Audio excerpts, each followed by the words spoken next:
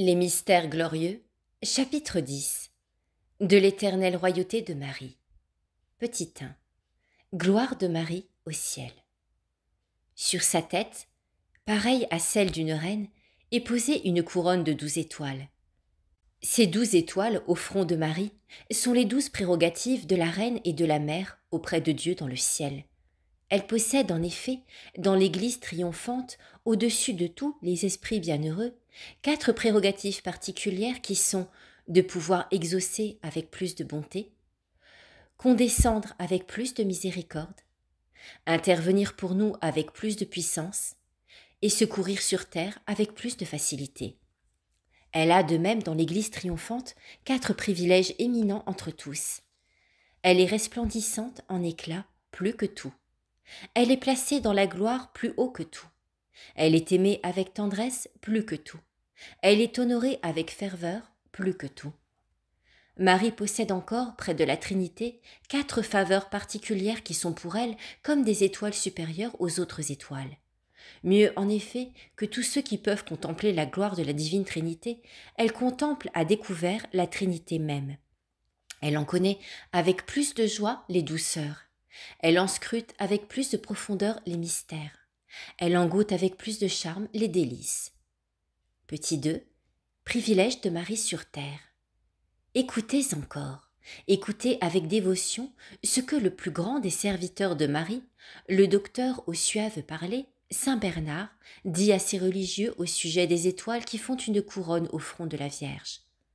Nul ne peut estimer l'importance des jammes, et nul ne peut compter le nombre des pierreries qui ornent le diadème de Marie au ciel.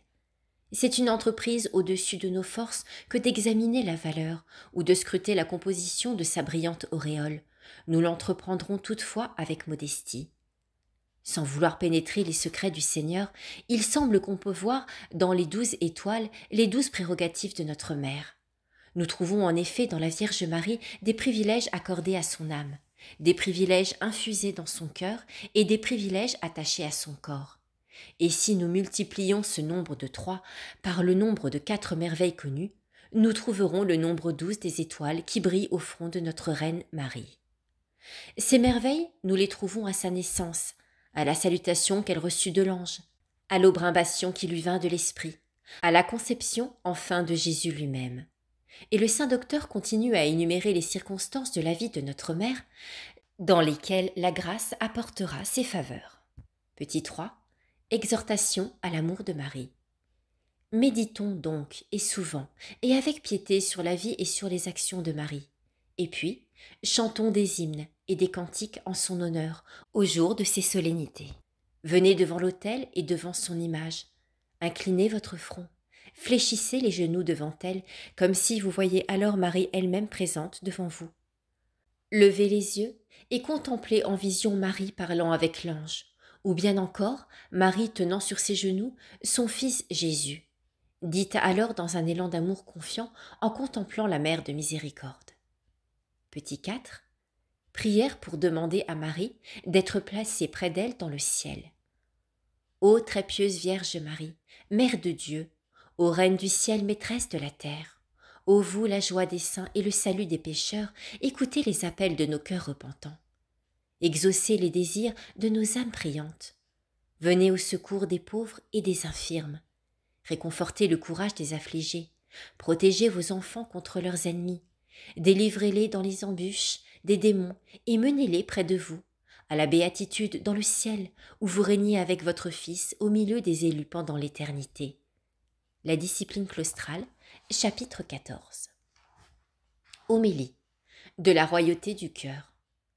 Tout se vend et tout s'achète sur la terre, la puissance, la faveur, l'or, la conscience elle-même.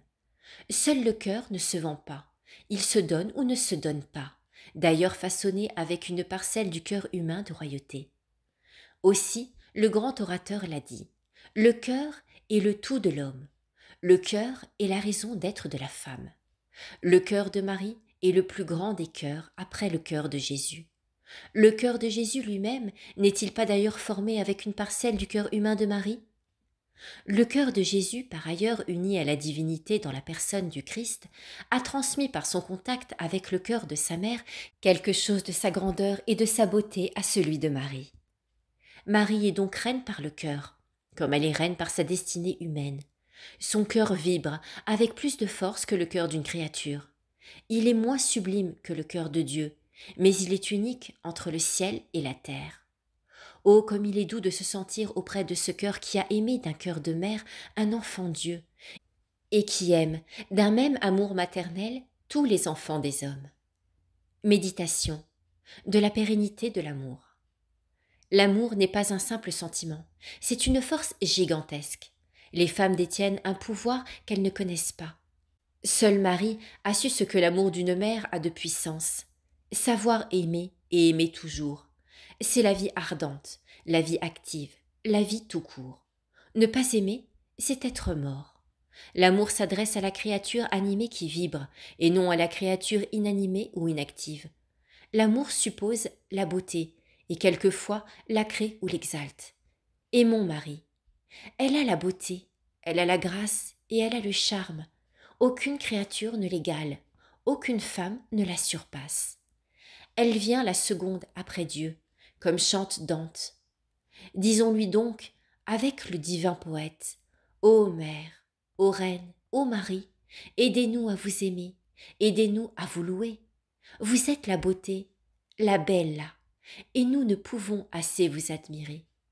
Vous êtes la bonté, la bonta, et nous ne pouvons assez vous louer. Nous vous disons avec la seule parole digne de vous, la parole venue du ciel, la parole de l'archange. Ave Maria. Pratique. Imiter les premiers chrétiens et redire souvent l'office liturgique de la Sainte Vierge. Pensez, ô Marie, bénissez-nous, nous et notre famille. Nos cum prole pia, benedictat Virgo Maria. Ici finit le pieux livre de l'imitation de la Vierge Marie, dévotement translaté et transcrit par le mélode Albinus. Que Dieu vous bénisse et vous garde.